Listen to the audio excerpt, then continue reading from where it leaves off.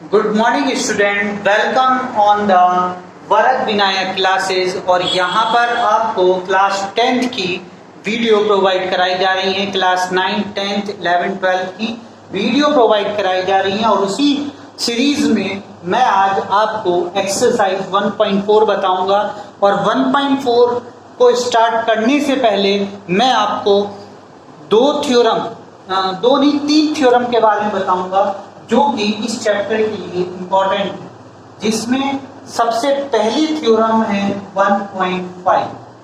Theorem 1.5 का एक terms है, एक मीनिंग है। उस मीनिंग को अगर आपने नहीं समझा तो आप इस चैप्टर को नहीं कर पाओगे, आपको बहुत हार्ड लगेगा, या फिर आप एक प्रॉपर मेथड से नहीं कर पाओगे। क्योंकि आपके एग्जाम में अगर ये क्वेश्चन आता है, अगर आप इसे दूसरे मेथड से करके आए तो शायद वो क्रॉस हो सकता है, क्योंकि आपको उस क्वेश्चन को इन थ्योरम की हेल्प से करना है। तो देखिए थ्योरम क्या है। थ्योरम आपके पास है, अगर आपके पास कोई एक नंबर हो, कोई एक रेशनल नंबर हो, ओके, अगर आपके पास कोई भी एक रेशनल नंबर है तो वो नंबर टर्मिनेटेड कब होता है, वो नंबर टर्मिनेटेड कब होता है, ये आपको बताना है। वो नंबर टर्मिनेटेड कब होता है ये आपको बताना है कि वो नंबर टर्मिनेटेड इस टर्म्स में होगा, या फिर उसे हम कह सकते हैं कि वो डेसिमल एक्सप्रेशन में कन्वर्ट कब होगा। डेसिमल एक्सप्रेशन में कन्वर्ट कैसे होगा, किस फॉर्म में होगा, ये आपके पास थ्योरम। तो देखिए अगर आपके पास कोई नंबर x है, उसको हम टर्मिनेटेड कब बोल सकते हैं और उसे, या फिर आप डेसिमल एक्सप्रेशन में कैसे डिस्प्ले करा सकते हैं, वो थ्योरम है। तो इस थ्योरम के लिए, इसके अकॉर्डिंग हम कह सकते हैं कि कोई भी नंबर जो रेशनल नंबर है, वो रेशनल नंबर जनरली किसकी फॉर्म में होता है, P/Q की फॉर्म में होता है। ओके, और थ्योरम के अकॉर्डिंग ये कह रहा है कि Q की वैल्यू जो है वो 2n इंटू 5n, या फिर 2n, यहाँ पर आप n कर सकते हैं, और या फिर 5n की फॉर्म में होगी। अगर वो Q की वैल्यू Q मीन्स डिनोमिनेटर, अगर डिनोमिनेटर की वैल्यू आपकी 2n इंटू 5n की फॉर्म में है, या 2n की फॉर्म में है, या 5n की फॉर्म में है, तो वो नंबर टर्मिनेटेड होगा और डेसिमल एक्सप्रेशन आपको प्रोवाइड कराएगा। जस्ट लाइक मैं आपको क्या कहना चाह रहा हूं, जरा उसे देखिए विद एन एग्जाम्पल, मैं आपको इसे बताऊंगा। देखिए एग्जाम्पल के लिए मैं बता रहा हूं, एग्जाम्पल से बता रहा हूं। देखिए एग्जाम्पल क्या है आपके पास, अगर आपके पास कोई नंबर, सपोज करिए मैंने नंबर आपके पास ले लिया है 1/8, तो मैं इसे देख करके कैसे बता सकता हूं कि ये टर्मिनेटेड है या नॉन टर्मिनेटेड है। तो उसके लिए सिर्फ आपको इतना करना है कि जो उसका न्यूमिनेटर तो आपको ऐसे ही रखना है, और डिनोमिनेटर को 2 फॉर्म में राइट कर देना है। जैसे 2 क्या है, 3 की, तो 2 हो गया। तो दैट्स मीन हमारे पास ये नंबर जो है 2 की फॉर्म में है, तो इसीलिए इस नंबर को हम टर्मिनेटेड नंबर बोलते हैं। ओके, टर्मिनेटेड नंबर, तो ये हमारे पास टर्मिनेटेड है। अब इसके बाद में आपको एक चीज जरूर लर्न रखनी है, वो वैल्यू क्या है, या तो ये 2n की फॉर्म में होगा, या 5n की फॉर्म में होगा, या फिर 2n इंटू 5n की फॉर्म में होगा। अगर इन तीन में से कोई सी भी एक फॉर्म है तो आप उसे लिख सकते हैं, बट इसके अंदर एक चीज जरूर याद रखना कि केवल यही होगी। अगर हमारे पास 2 है तो केवल 2 ही होना चाहिए, इसके साथ एक्स्ट्रा कोई भी फैक्टर नहीं होना चाहिए। 5n है तो 5n के साथ में कोई भी एक्स्ट्रा फैक्टर नहीं होना चाहिए। ऐसी जहां पर अगर ये है तो ये यही होना चाहिए, इसके साथ कोई भी एक्स्ट्रा फैक्टर नहीं होगा, तभी वे टर्मिनेटेड नंबर होगी। तो इस चीज को ये थ्योरम बोलती है। थ्योरम को फिर से रिकॉल करता हूं। थ्योरम का मीनिंग है कि if x be a rational number where decimal expression terminated, अगर x एक रेशनल नंबर है तो ये टर्मिनेटेड डेसिमल एक्सप्रेशन में टर्मिनेट कब होगी? डेसिमल एक्सप्रेशन टर्मिनेटेड कब होगी? जब हमारे पास p की वैल्यू इस फॉर्म में हो 2m इंटू 5m की फॉर्म में हो। तो ये तो आपके पास थ्योरम नंबर थी 1.5। अब मैं आपको बताने जा रहा हूं थ्योरम नंबर 1.6। 1.6 के लिए आपको कुछ नहीं करना है। अगर थ्योरम नंबर हम 1.6 को देखते हैं तो इसका अपोजिट 1.6 है। 1.6 क्या कहती है कि अगर Q की वैल्यू इसकी फॉर्म में है, अगर Q की वैल्यू इसकी फॉर्म में है और वो फ्रैक्शन फॉर्म में है, Q की वैल्यू अगर ये है 2m इंटू r या इसकी फॉर्म में है, Q की वैल्यू अगर इसकी फॉर्म में है तो ये जो नंबर होगा वो आपके पास रेशनल नंबर होगा। यानी कि उल्टा, अगर ये इसकी फॉर्म में है 2m इंटू 5m की फॉर्म में है तो इसका उल्टा जो नंबर होगा, ये वाला नंबर जो होगा वो रेशनल नंबर होगा। ये आपकी नेक्स्ट थ्योरम है। और इससे नेक्स्ट थ्योरम आपके पास और है, जो थ्योरम नंबर आपके पास है 1.7। अगर हम 1.7 की तरफ को चलें तो इसका उल्टा है थ्योरम नंबर 1.7। थ्योरम नंबर 1.7 क्या कहती है कि x जो है, थ्योरम नंबर 1.7 बोलती है कि x एक इरेशनल नंबर होगा। इरेशनल नंबर होगा कब? एक x जो है वो एक इरेशनल नंबर होगा कब? जब q जो है वो नॉट इक्वल टू, यानी कि फॉर्म में ना हो इसकी 2m इंटू 5m की फॉर्म में ना हो। अगर q इसकी फॉर्म में नहीं है 2m इंटू 5m, फिर से बता रहा हूं, अगर q आपका नॉट इक्वल टू है 2m इंटू 5m या फिर 2m या फिर 5m की फॉर्म में नहीं है तो वो जो नंबर होगा वो इरेशनल नंबर होगा। ये आपके पास नेक्स्ट थ्योरम है। तो ये तीनों थ्योरम अगर आपको समझ में आ गई हैं तो चैप्टर आपके लिए, एक्सरसाइज आपके लिए क्वाइट इजी होगी। और अगर नहीं आई है तो एक बार वीडियो को फिर से स्टार्ट से देखिए और ये थ्योरम जरूर समझ लीजिए। तो चलिए क्वेश्चन को स्टार्ट करते हैं, जो कि आपका क्वेश्चन नंबर 1 है। तो क्वेश्चन नंबर 1 है आपकी स्क्रीन पर। ये देखिए क्वेश्चन क्या है आपके पास, without actually perform the long division method. मतलब आपसे वो कह रहा है कि इससे आप डिनोमिनेटर से ही न्यूमिनेटर को डिवाइड दे करके आंसर निकालते हैं ना, तो उसका मेथड यूज करे बिना आप बताइए कि ये टर्मिनेटेड है या नहीं।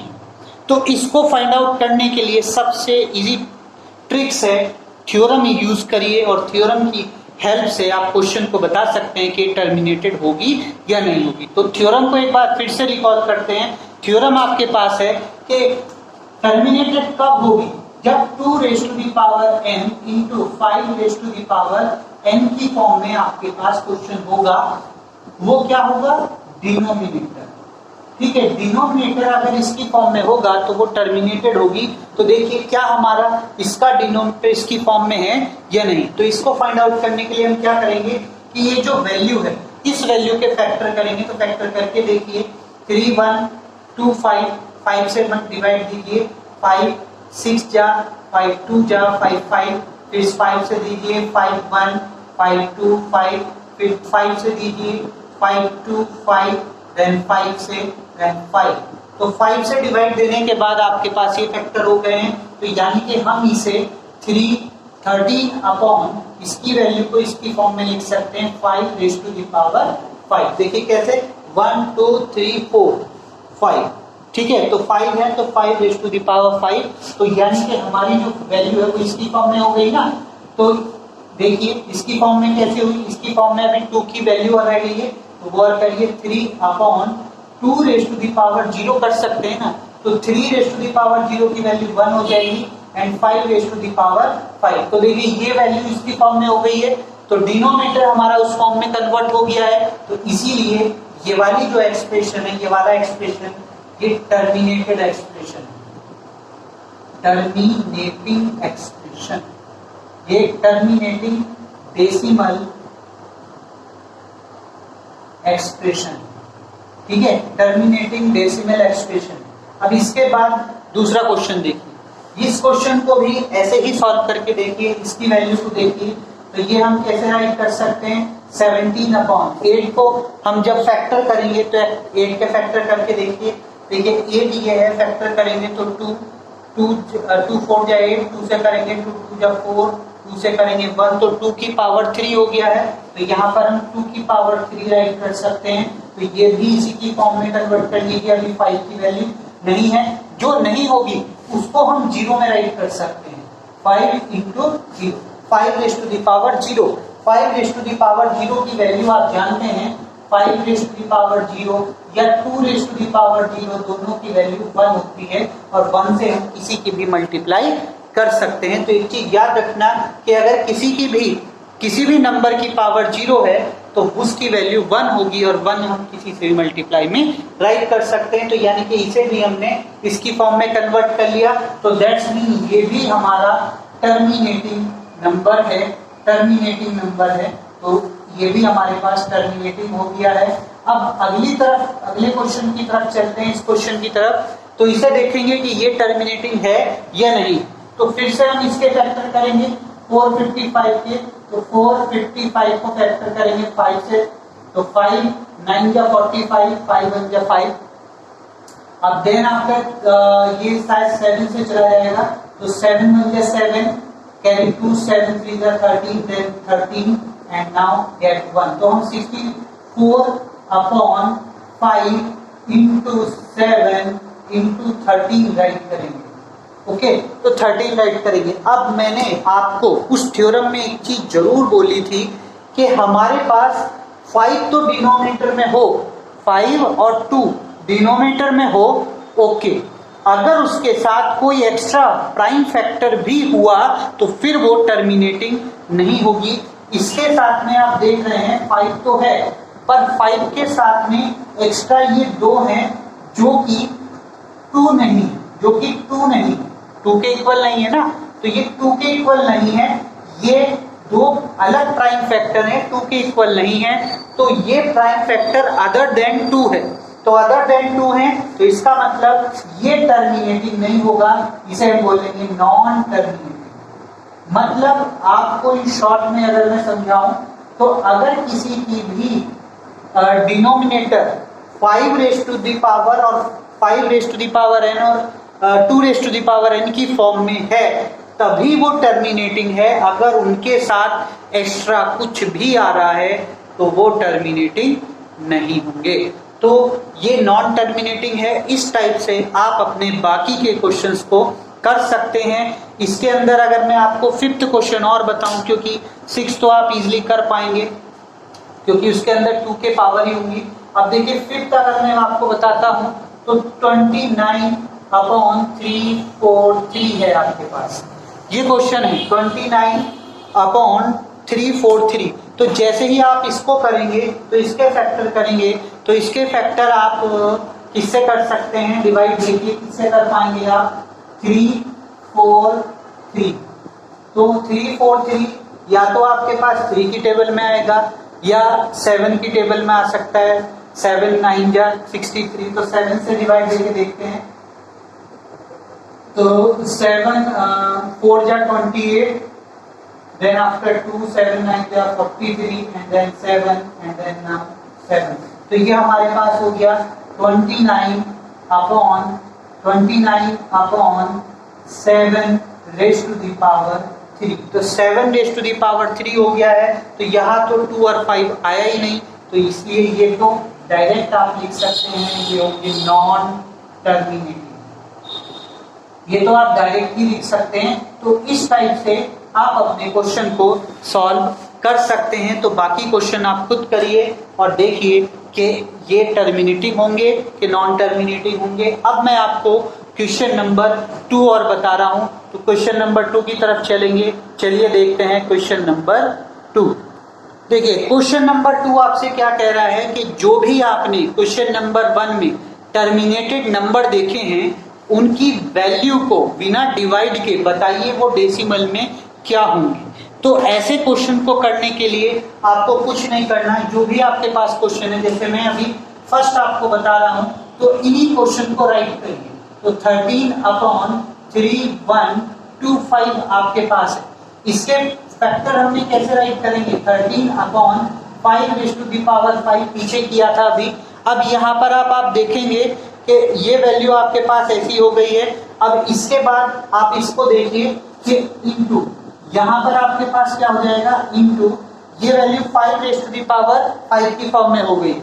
अब इसे 5 से 2, क्योंकि हमारे पास क्या होता है 2n इंटू 5m होता है।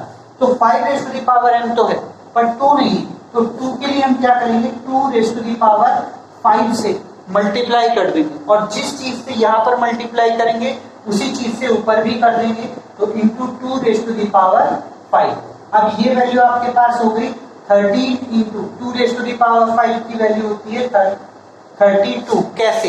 देखिए 2 means 2 into 2 into 2 into 2 into 2 पर 5 पावर है, यानी कि 2 को आप 5 टाइम मल्टीप्लाई की फॉर्म में राइट करेंगे। फिर मल्टीप्लाई कर लीजिए, 2 2 जा 4, 2 जा 8, 2 जा 16, 2 जा 32, तो ये आ गया 32 एंड अपॉन। अब इसमें क्या करिए 5 2 जा 10, 5 2 जा 10, तो 10⁵5। अब इन दोनों की मल्टीप्लाई कर लीजिए ऊपर ऊपर की, तो ये मल्टीप्लाई करिए 32 और 13 की, तो 13 2 जा 26 एंड 13 3 जा 39 और इसमें आप 2 और ऐड कर लीजिए तो 41। तो ये आपके पास आ गया 412 अपॉन 10 की पावर 5।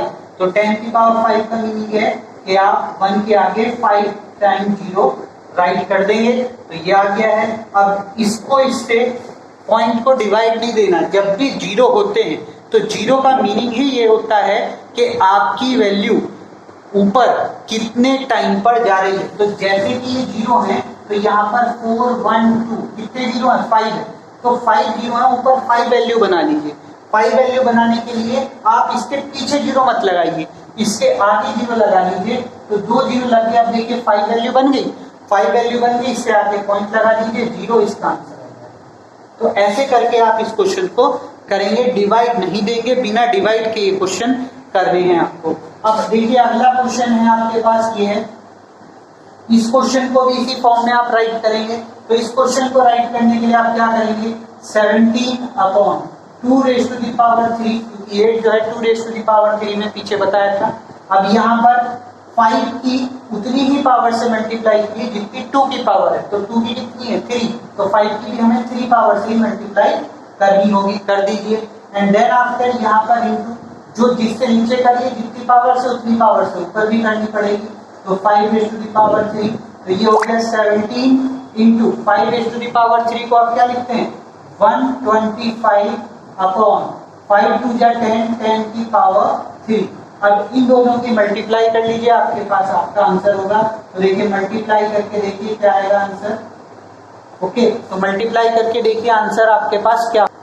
तो मल्टीप्लाई के बाद आपके पास आंसर आएगा ये, तो 2105 अपॉन 1000, क्योंकि 3 है तो 3 0 लगेंगे। और फिर आप जानते ही हैं कि 3 डिजिट पीछे से छोड़ करके, पीछे से 3 डिजिट छोड़ करके आपको पॉइंट लगाना है, तो यानी कि 2.105 इसका आंसर हो गया।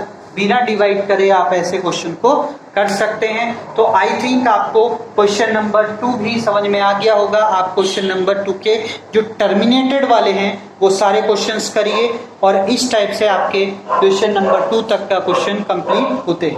और मुझे जो क्वेश्चन नहीं हो रहे हैं उनके लिए आप कमेंट कर सकते हैं, मैं आपको उनके आंसर जरूर बताऊंगा। तो चलिए आप क्वेश्चन नंबर 3 की तरफ चलते हैं। क्वेश्चन नंबर 3 में आपके पास कुछ नहीं है। देखिए पहला वाला जो आपके पॉइंट है उसमें सिर्फ ये आपसे ये पूछ रहा है कि कौन सा नंबर P अपॉन Q की फॉर्म में हो सकता है, यानी कि रेशनल हो सकता है। तो क्वेश्चन पहला अगर आप देखें तो क्वेश्चन पहले के लिए आपके पास क्या है, फर्स्ट क्वेश्चन के लिए आपके पास क्या है 4 3.1 2 3 4 5 6 7 8 9 ये आपके पास है।